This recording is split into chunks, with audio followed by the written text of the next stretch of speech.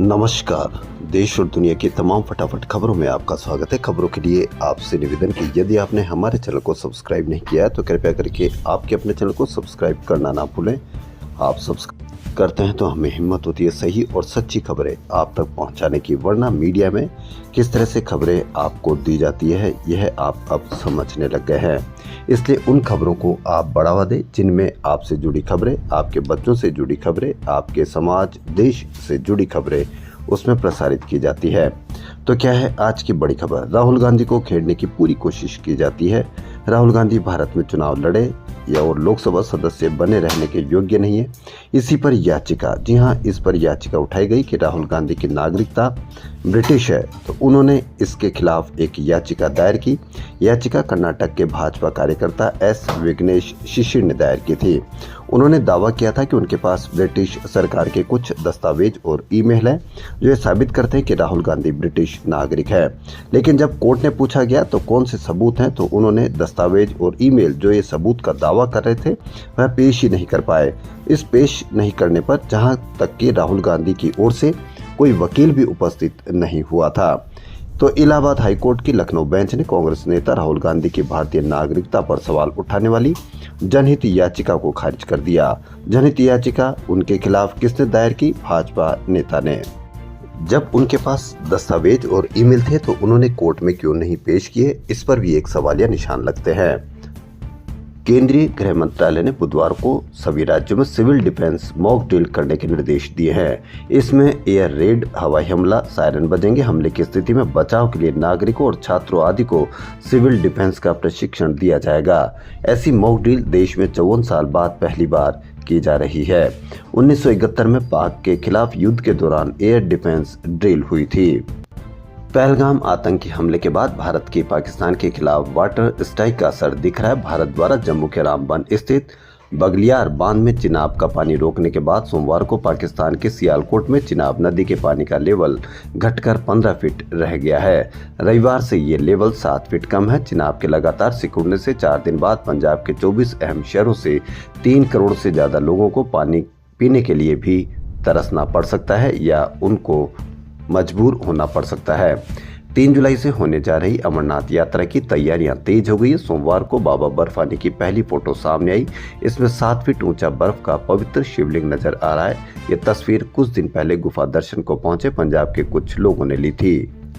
बीते माह देश में तेज गर्मी की वजह से लेबर की कमी और बढ़ी हुई कीमतों के कारण सीमेंट की डिमांड असर पड़ा। पूरे भारत में औसतन सीमेंट की कीमतें अप्रैल में मासिक आधार पर 10 रुपए प्रति बैग बढ़ गई है, लेकिन किसी मीडिया पर कोई चर्चा नहीं। प्रति बैग यदि 10 रुपए बढ़ते हैं तो इसका असर कहां होगा, इसकी एक मीडिया पर चर्चा हो तो पता लगे। लेकिन यह आपसे जुड़ी हुई खबर है, इसलिए आपके लिए कोई खबर मीडिया पर अब अवेलेबल नहीं है।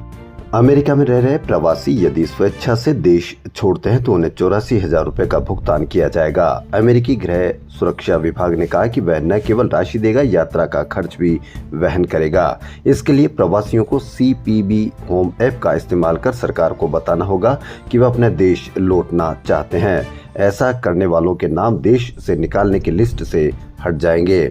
पहलगाम आतंकी हमले में जान गंवाने वाली लेफ्टिनेंट विनय नरवाल की पत्नी हिमांशी नरवाल के बयान पर हो रही ट्रोलिंग को लेकर राष्ट्रीय महिला आयोग ने उनके समर्थन में बयान जारी किया है। क्या राष्ट्रीय महिला आयोग के समर्थन जारी करने से, क्या ट्रोलिंग आर्मी उनके खिलाफ बयान देने से या उनके खिलाफ कोई कार्रवाई की जाएगी? आयोग ने कहा कि किसी महिला की वैचारिक अभिव्यक्ति या निजी जीवन के आधार पर उसका अपमान या ट्रोलिंग करना गलत है। हिमांशी ने 22 अप्रैल को हुए आतंकी हमले के बाद अपील की थी कि मुसलमानों और कश्मीरियों को निशाना न बनाया जाए।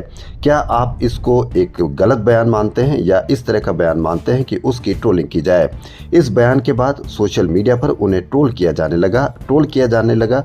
इसको ट्रोल करने पर आप इसको अवश्य कमेंट करके बताएं कि क्या ट्रोल करना यह सही है या गलत है। क्या मुसलमानों और कश्मीरियों को निशाना बनाना आप सही मानते हैं?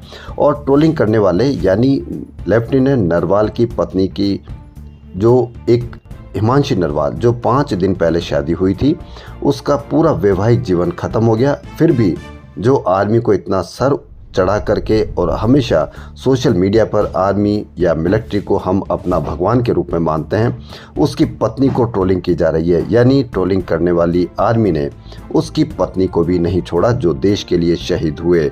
लेकिन फिर भी हमारी नैतिकता की गिरावट देखिए कि हमने हिमांशी नरवाल के खिलाफ भी ट्रोलिंग शुरू की है।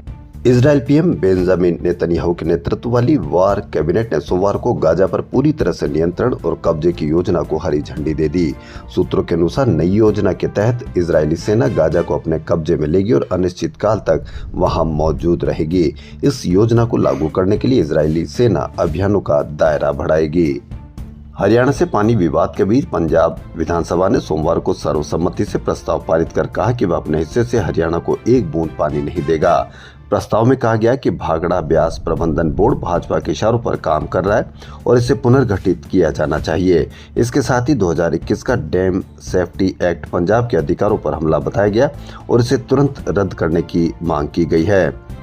पंजाब के जल संसाधन मंत्री बरिंदर कुमार गोयल ने विशेष सत्र में यह प्रस्ताव रखा। इसमें कहा गया कि केंद्र और हरियाणा की भाजपा सरकार मिलकर बीबीएमबी के जरिए पंजाब के जल अधिकारों को कमजोर कर रही है। गोयल ने कहा कि भाजपा ने बीबीएमबी की असंवैधानिक व अवैध बैठक बुलाकर जबरन पंजाब का पानी हरियाणा को देने की साजिश की है। संयुक्त राष्ट्र, जो दुनिया में शांति, मानवाधिकार और मानवीय मदद की सबसे बड़ी आवाज मानी जाती है, अब खुद कंगाली के मुहाने पर खड़ी है। संगठन का बजट संकट इतना गंभीर हो चुका है कि अगर हालात नहीं बदले तो 5 माह के बाद न तो कर्मचारियों को तनख्वाह देने के पैसे होंगे, न ही युद्धग्रस्त इलाकों में शांति सेना चलाने की ताकत। यही नहीं, बजट संकट के चलते यूएन अपने सदस्य विभागों जैसे अंतर्राष्ट्रीय प्रवासन संगठन और मानवीय समन्वय जैसे विभागों में कम से कम 3000 कर्मचारियों की छटनी करने की योजना बना रहा है।